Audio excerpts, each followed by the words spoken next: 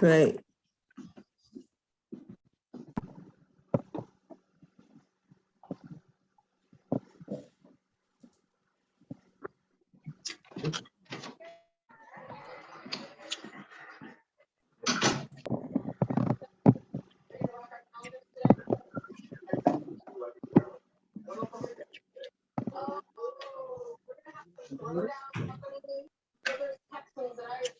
Good afternoon, everyone, and welcome to AAHA. Let's see if I can bring that back up.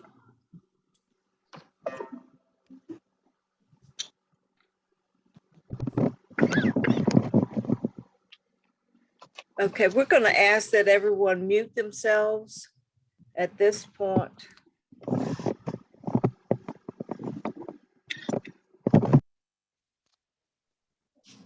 And we're going to get started. So I welcome you today to virtual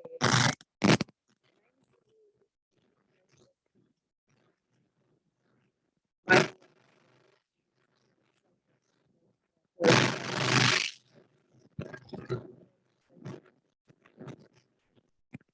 Can't hear you.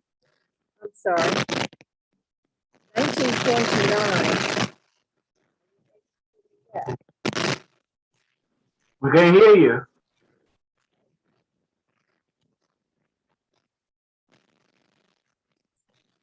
If you could lower your volume, it might eliminate the interference.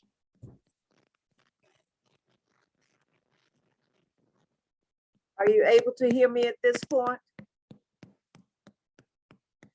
Okay.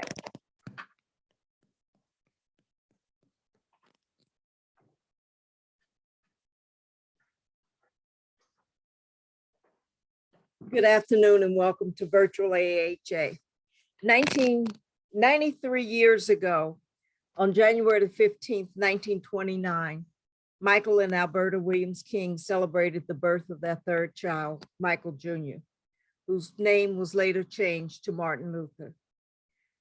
The year 1929 holds specific importance to me personally, as it was the year of my mother's birth. Growing up, Dr. King was a household name in our family. We read newspaper accounts. We watched the clips of the marches, the coverage of the bombings, boycotts. We attended local NAACP meetings, and we were exposed to voting. Today, we continue to honor the memory of Dr. King with a day of service by preserving the history and telling the story. For Dr. King wrote April 16, 1963, "Injustice everywhere is a threat to justice everywhere." Dr. King's life's commitment touched many. Many supported the cause, and many from many walks of life. Just as you and I have memories and impacting stories, we will start today's session with greetings from Rabbi Bruce from the local Jewish congregation and Dr. Ellsworth Weaver, president of the local chapter of the NAACP.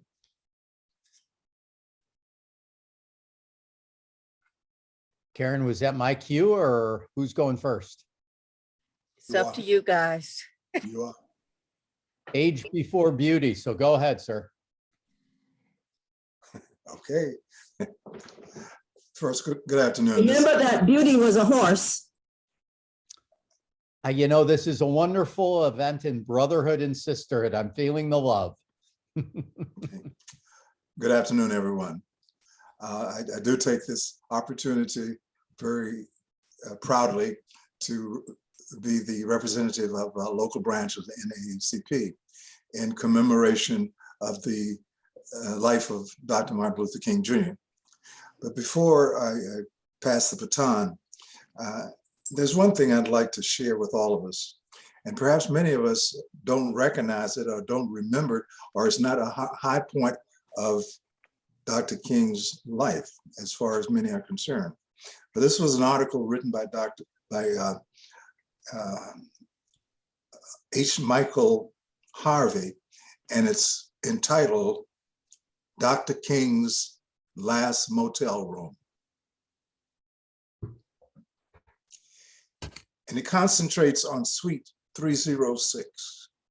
And it's often referred to as Frozen in Time.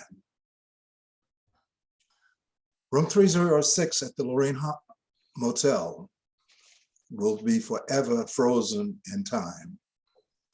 It was shortly after 6 p.m. Central Standard Time on April 4th, 1968, that Dr. King exited this room to speak to his associates about a dinner party he had planned for that evening. He never returned to the room. Moments prior to 6 o'clock, Reverend King had just emerged from his room where he had spent most of the day. He walked out onto the balcony, which was serviced by the Black community. The motel was Black owned, and during that time, that was one of the few places that Blacks could go for accommodations, especially hotel and restaurants. Now, according to Reverend Phillips, before Dr. King walked out out of the room 306, he was engaged in a conversation. And Dr. Phillips had briefly worked as Dr. King's secretary, private secretary, for about 90 days prior to his death. And according to Dr. Phillips, King had called her to pay special attention to the speech he had just given the night before at the Masonic Temple in Memphis. During the conversation, she heard loud sounds in the background. It appeared several people were talking and having fun. So Dr. King said, "Hold on, hold the line. I'm going outside. I will be right back." The next voice she heard was in the background. It appeared to have been Reverend Jesse Jackson. And the voice kept repeating, "Operator, operator, operator, operator." Now, because Dr. King had given explicit instructions to hold on to the line,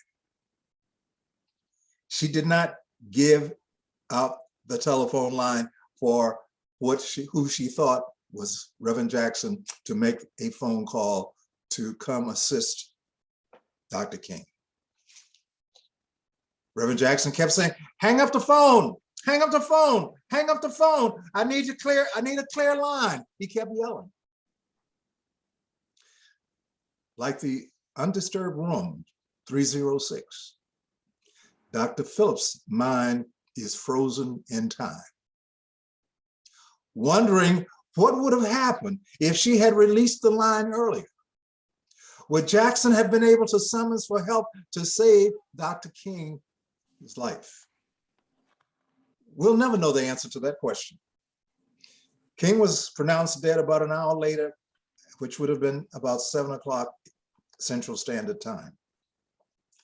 Now, Mr. Harvey is writing this from an experience that he had when he visited the Lorraine Motel.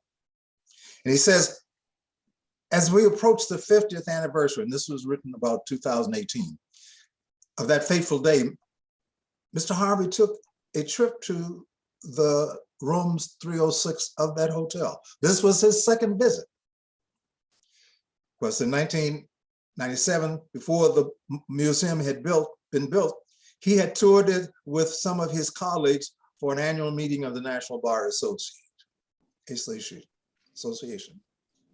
They were allowed to walk inside the room.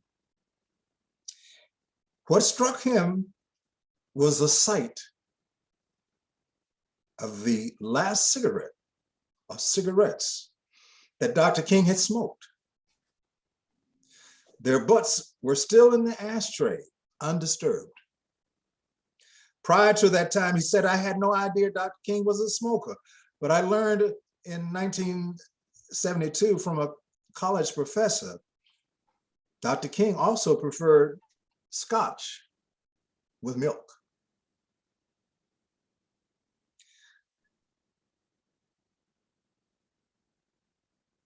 This is where it got to be very personal, because now I could reflect back to my own memory about Dr. King and my memory of him as an individual.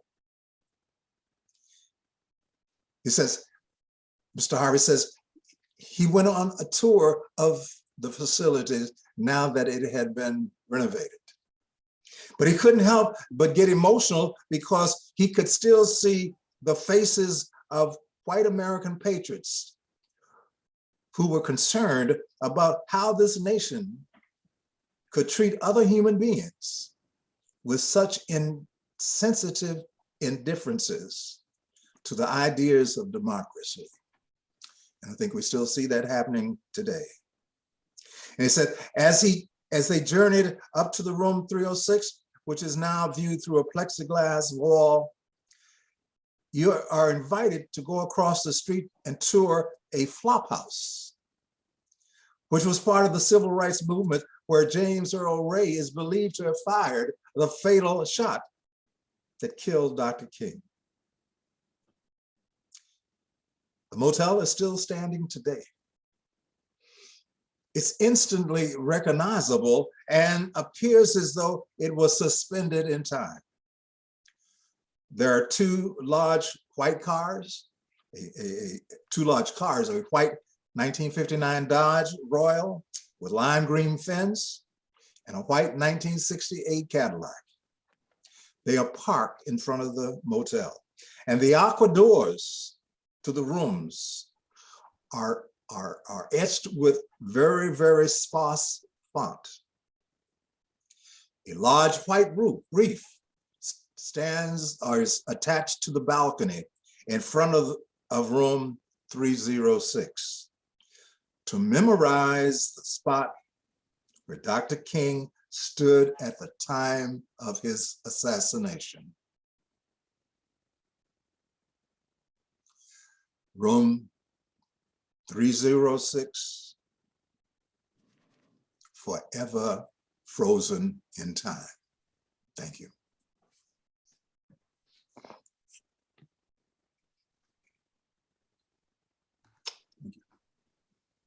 Thank you for those very stirring accounts.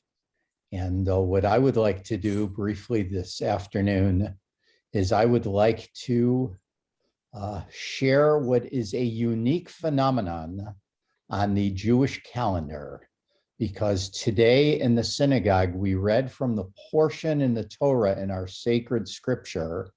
We read the story of Moses crossing the Red Sea together with the people of Israel.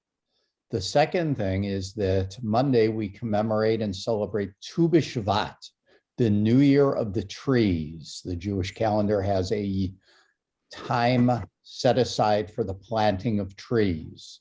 And of course, we are celebrating the birthday of Dr. King. An interesting juxtaposition of these 3 days.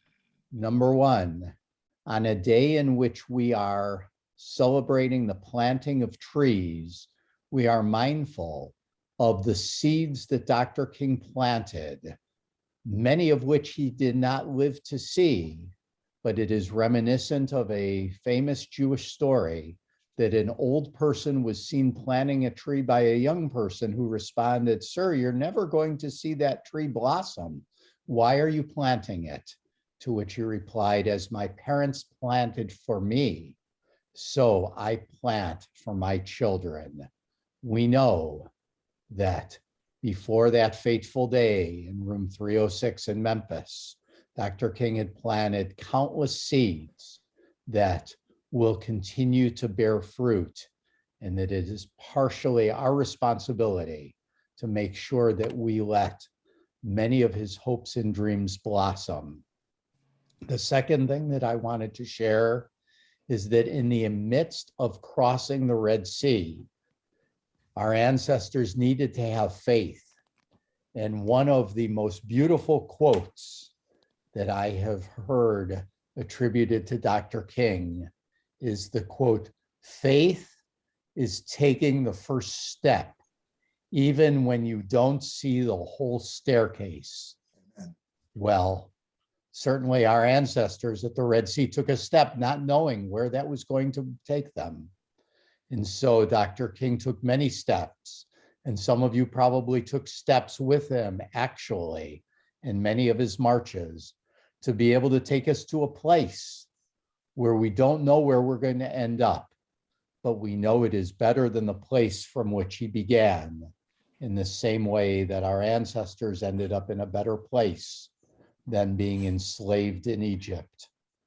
And finally, Exodus chapter 37. Finally, I wanted to share a line from his I Have a Dream speech, where Dr. King said, "This is our hope. This is the faith that I go back to the South with. With this faith, we will be able to hew out of the mountain of despair a stone of hope. With this faith, we will be able to transform the jangling discords of our nation into a beautiful symphony of brotherhood and sisterhood." And so it is that as we plant seeds of hope on this Jewish holiday of Tu B'Shvat, and as we commemorate the struggle of our ancestors crossing the Sea of Reeds, may each one of us pledge ourselves to working as hard as we can to fulfill his dream that out of the mountain of despair, we can create a stone of hope, as together we say, Amen. Man. Amen.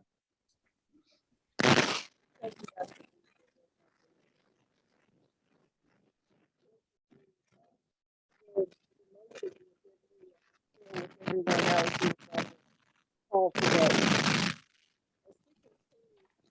Dr. King, allow me to introduce our special guest. Another special guest. You are special as well. Today, retired Lieutenant Colonel Linda Reed Jolley, who is the daughter of Eugene and Violet Reed of Crest Hill, will be with us. She was raised by her grandparents, Elsie Brown and Golda Nelson. She is the great-granddaughter of Chara Nelson and Chichester Anderson of Crest Hill, and the great-great-granddaughter of Easter Nelson, a former enslaved woman who lived in Crest Hill. Linda is a 1971 graduate of Fauquier High School. She is also a former student of Northwestern, as well as one of those smaller schools between Crest Hill, Orleans, and Hume. Following Linda's high school graduation, she joined the Women's Army Corps in 1974, and from there she qualified for the Vietnam era GI Bill. From generator mechanic 52D to second lieutenant after receiving her Bachelor of Science in Nursing, to major after completing dual Masters of Science in Nursing and Primary Care, she retired as Lieutenant Colonel.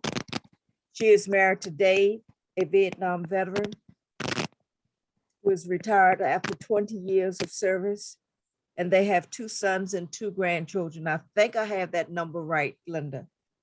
Allow me to present my classmate and friend, Lieutenant Colonel Linda Reed Jolley.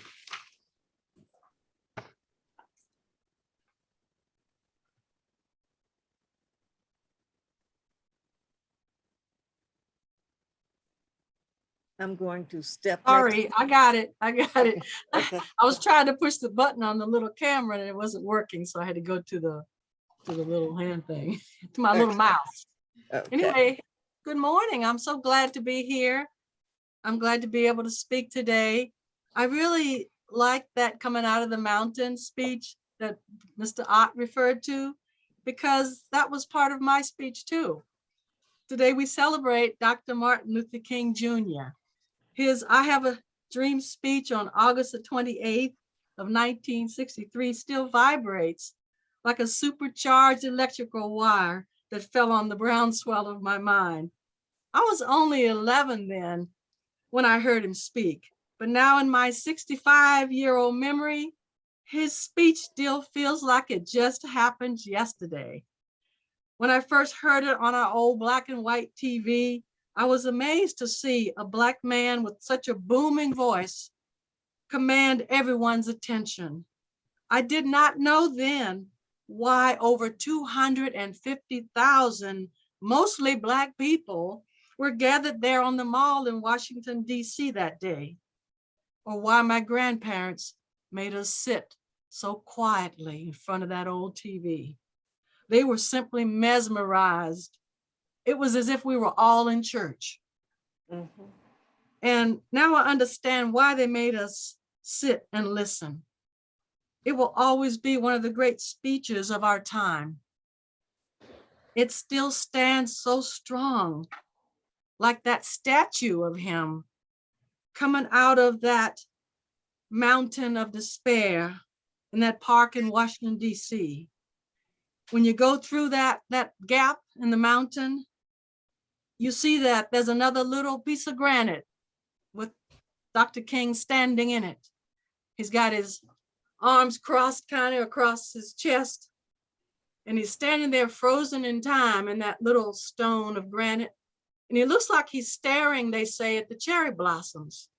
But I beg to say, he's staring towards Jefferson's Memorial and Lincoln's Memorial. The cherry trees might just happen to be in the way. But anyway, I was struck by how resolute he stood. And then I was struck by the flyer that Karen sent me when she posted the event today. The comments of the contributor of just what Dr. King really meant when he used the words inhuman versus the kinder, gentler word inhumane. It kind of stood out to me. It caught my attention because, is this an apology? Could it be possible that Dr. King misspoke? What am I thinking? So of course, being a researcher, coming from my master's program at UVA, I had to find out just why it made me feel uncomfortable. Perhaps I thought those who were listening, when they heard him speak, thought he said something else. I thought maybe he might have strayed from the content of his speech. But Dr. Quentin Young explained on the flyer that Dr. King was speaking spontaneously at the time he made me pause. So naturally, I found an article entitled, "Getting Dr. King's Words Right." It was written by Dr. Charlene Garlineau, an associate professor at West Leslie College in Massachusetts, which was published by the Johns Hopkins University Press in February of 2018. She says Dr. King actually said this: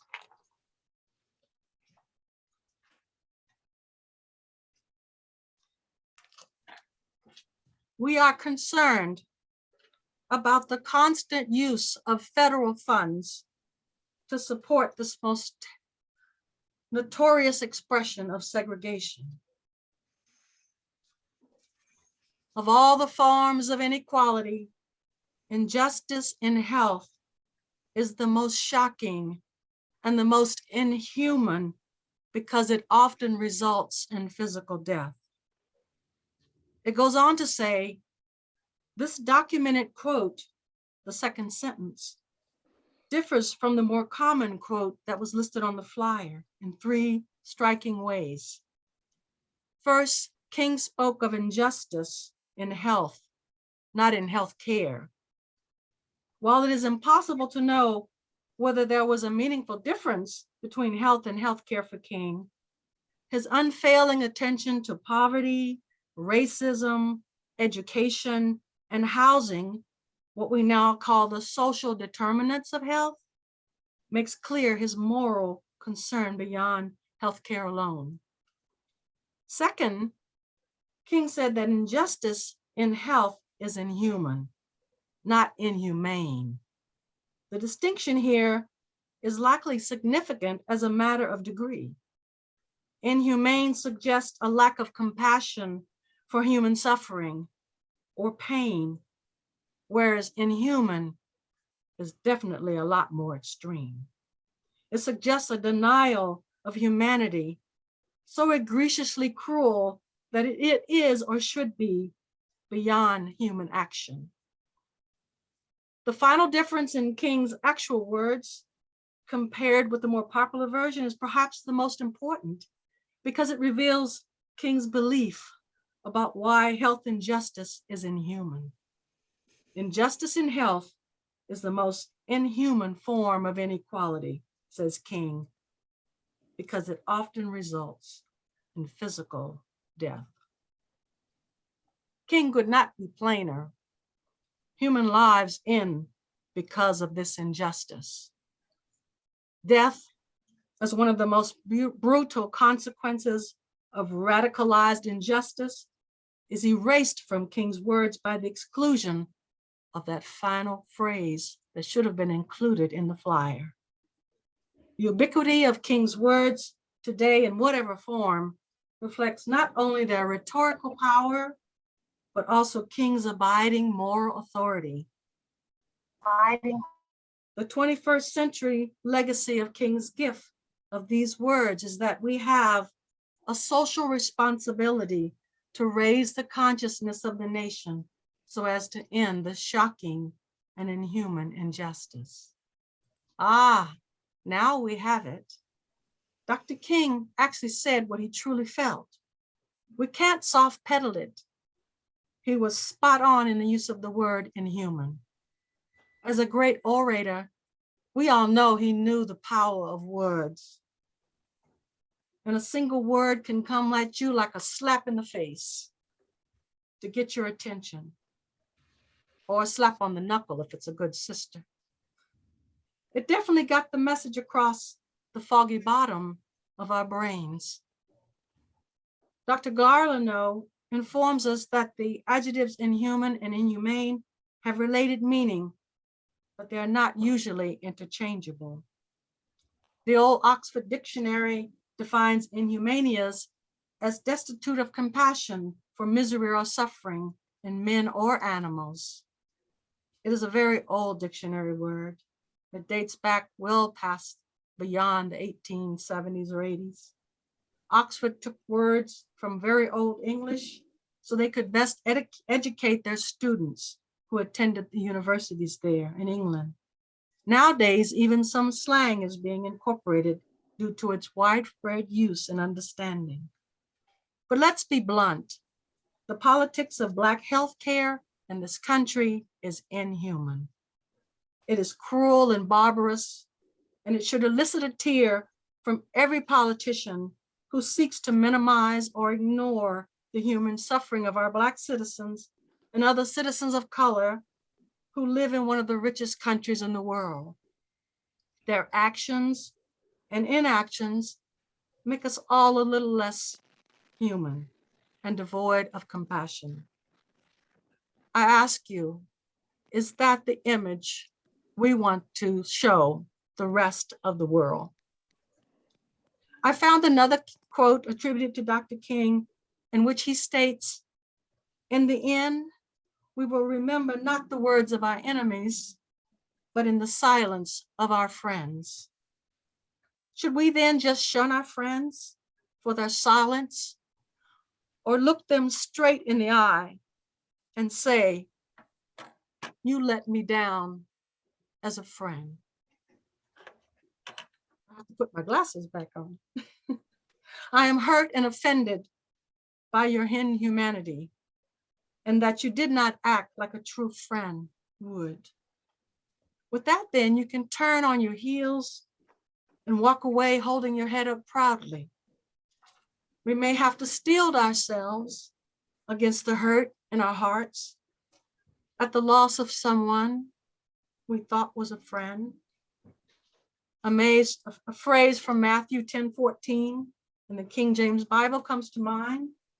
"And whosoever shall not receive you, nor hear your words, when you depart out of that house or city, shake off the dust of your feet." We cannot carry that burden on our shoulders alone. Like the song in the Disney movie Frozen, we have to let it go. Anger is not an answer. Nonviolent action is. Perhaps now more than ever, we need to appeal to people whose humanity is not shrouded in hypocrisy of self or self-advancement at the expense of others. We must appeal to those in power who have compassion and empathy for the misery and suffering of his fellow man and want to seek real solutions to benefit everyone, not just some. We can do like Dr. King would have us do. On an individual level, we can accomplish this in so many ways. We can give our children a good education and warn them of dropping out of school too early. We can send our best and brightest to college. And we all know historically Black colleges and universities are best suited. We can nurse them properly, like with programs like FISH and Head Start and Boys and Girls Clubs and after school programs that give them safe places to go while mom or dad works. We can love and encourage them and encourage families to form solid relationships based on love, not anger, hurt, or bitterness. Single moms and single dads must find positive role models for their sons and daughters and coaches, teachers, ministers, grandparents, and even police. Encourage young girls to love the bodies they're in and teach them how to protect it from those who would abuse it. Keep drugs, guns, alcohol, and narcotics away from troubled teens in your own homes and teach them to walk out if they find it in the homes of their friends. Know when to accept help when it is needed. And most importantly, don't give up.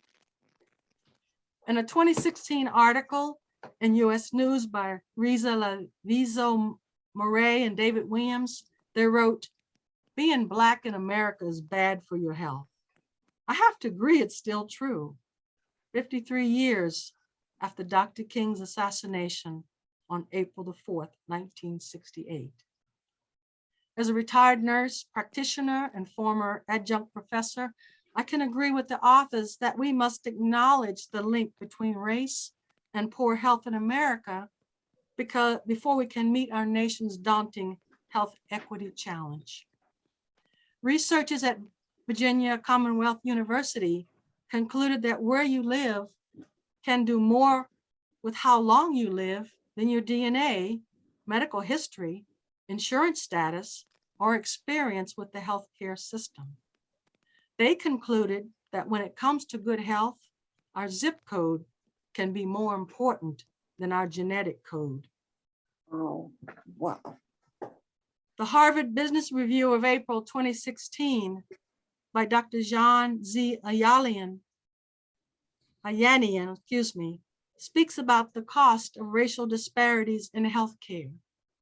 He goes on to say that racial disparities in life expectancy are a key indicator of inequity in health outcomes.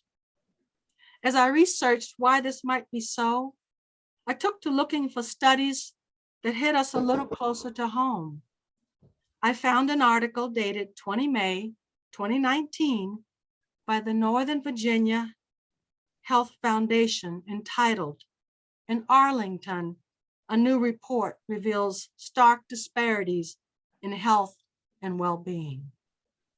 Let's take a moment to explore their findings. For years, Arlington has celebrated being ranked highly in many areas, such as employment and educational achievement. The county health rankings placed it in the top 3 localities in Virginia for overall health outcomes, including life expectancy.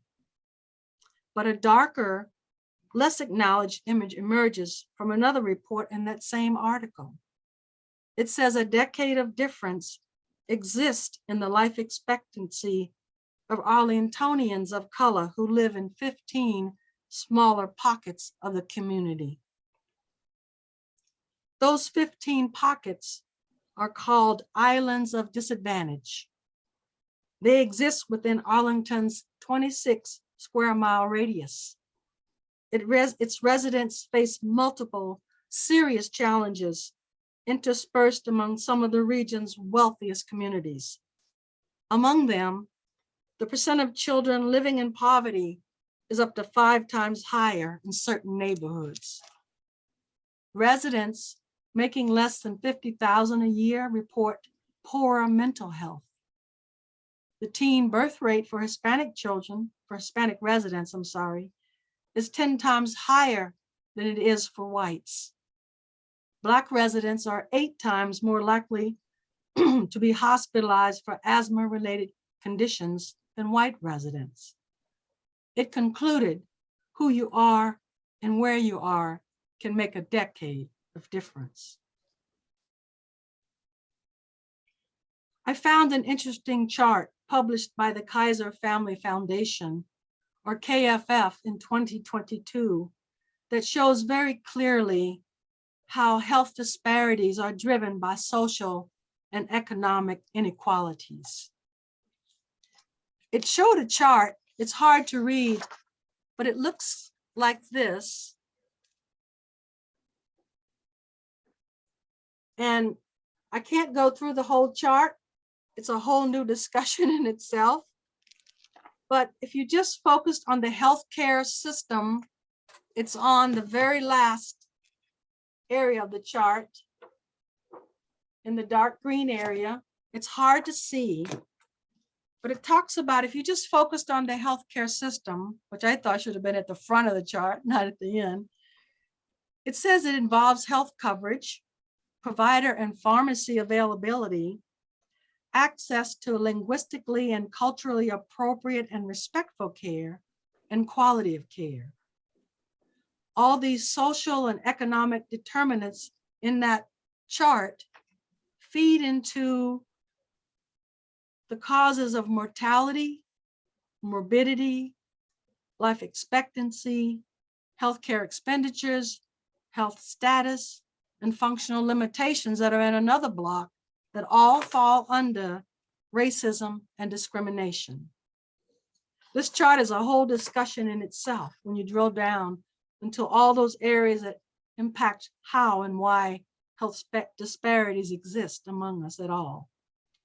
As a nurse, I loved the course I took in statistics back at UVA and research, and now I believe why it is so important for healthcare policymakers to look at them too and study them when they decide who gets what in this country. If we are to equalize healthcare in this country, just imagine what it could do to our bottom line. If the politics of compassion and empathy won't work, then we'll have to look at the skyrocketing cost of our nation's healthcare by focusing on that bottom line to get their attention. The Harvard Business Review goes on to say that racial health disparities are associated with substantial annual economic losses nationally. These include an estimated $35 billion in excess healthcare expenditures, $10 billion in illness-related lost productivity, and nearly $200 billion in premature deaths. What? Wait, did I say 200 billion? Let me go back and check this. I could be wrong, but no, it was right. Thus, concerted efforts to reduce health disparities could have immense economic and social value. I believe the focus on improving racial disparities in healthcare will take generations to fix. It involves an upfront input of policy changes and how we allocate resources to fix a problem, to fix a broken healthcare system that has for so long neglected the poorest and most needy among us. I like the pie analogy that the article from Tulane University used. In it, they state, equity in healthcare is fairly simple. The basic difference between equality and equity in healthcare can be explained using the common example of splitting a pie. Say 2 slices a person between 4 people. Equality doesn't always equal fairness. Sometimes 2 students, suppose 2 students had already eaten lunch and the other 2 students hadn't eaten anything that day. or more equitable distribution of the pizza may call for the 2 students who ate lunch to just get 1 slice of pizza, while the hungry classmates get 3. That way, every person gets pizza according to their need, even when that means an unequal number of slices are distributed among the classmates. I like that analogy. Now all the students are nourished and none are hungry. Now they can all participate in classes that will nourish their minds without being distracted by the grumbling arising from their hungry stomachs. And solutions?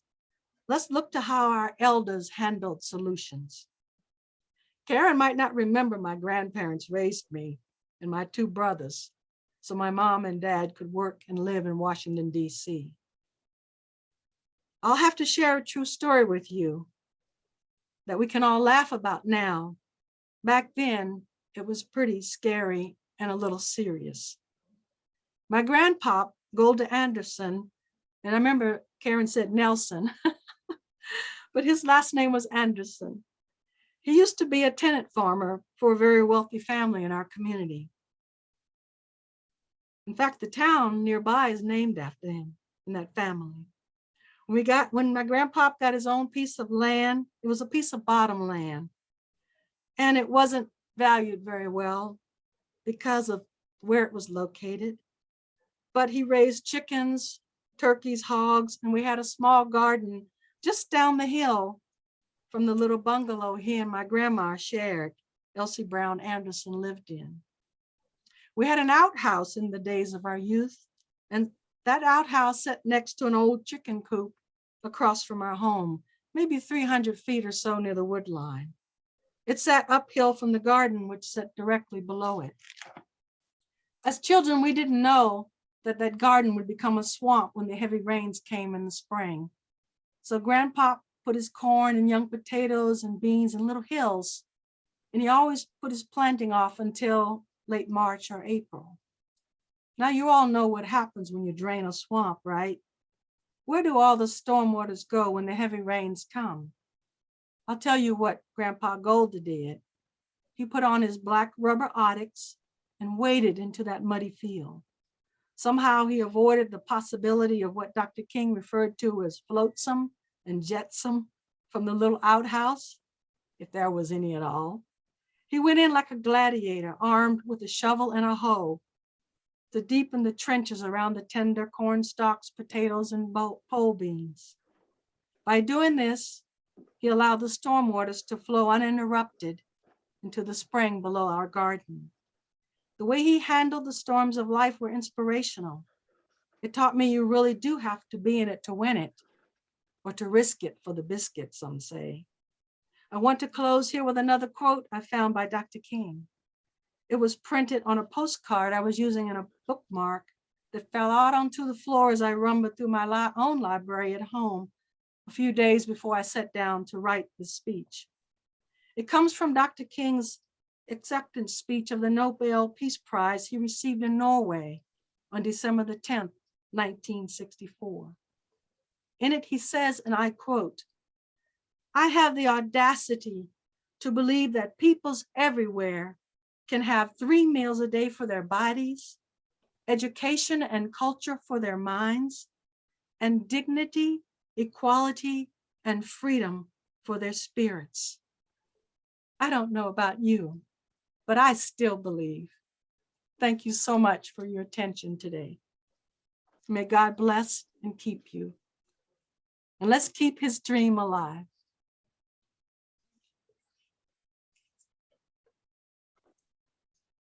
Thank you so, so much, Linda. Wow. Today has been a very moving day, to say the least. We are going to continue to think and to do a day of service. Most of our days are days of service. When you think of reaching across and helping our fellow man, kind, excuse me.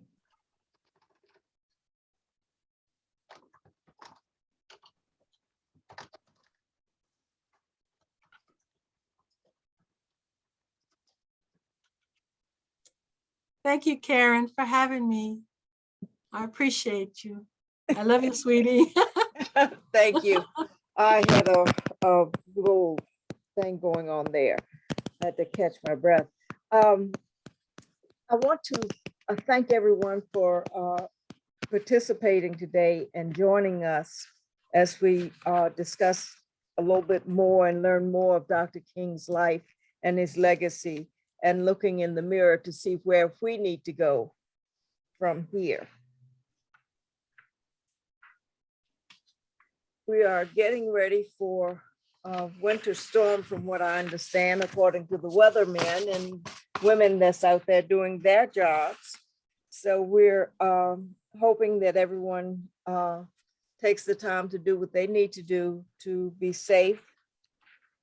And on Tuesday, the 25th at 1 o'clock, we will resume our Zoom local history genealogy. Adrian Mercer will be with us, and we will make a connection between the Stokes family and the Mercer family. And then on February the 8th, Stephanie Addison Mudd will be back along with Lisa Lawrence, and they are members of the Daughters of the American Revolution. They will be with us.